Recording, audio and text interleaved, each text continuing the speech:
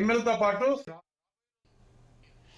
అమలాపురంలో మెట్రో కెమ్ అధినేత నందెపు బాలాజీ, టీడీపీ నేత మెట్ల రమణబాబులు 6టీవీ నూతన క్యాలెండర్ను ఆవిష్కరించారు.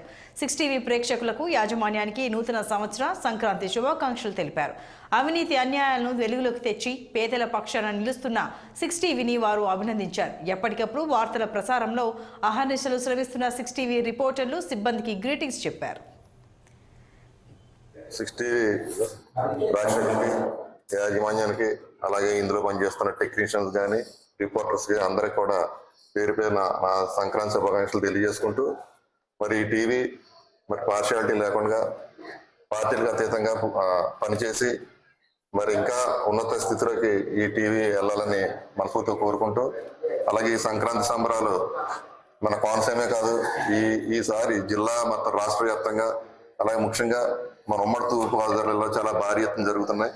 దానికి మరి ఎన్ని ఆంక్షలు ఉన్నా కోడి పందాలు కూడా నిర్వహణకి అందరూ సిద్ధంగా ఉన్నారు.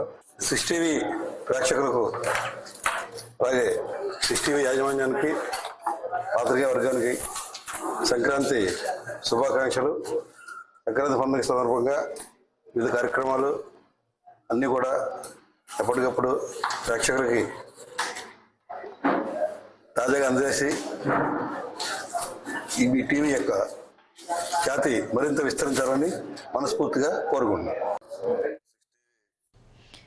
పెద్దపల్లి పట్టణ శివార్లో ఘోరం జరిగింది. రోడ్డుపై వెళ్తున్న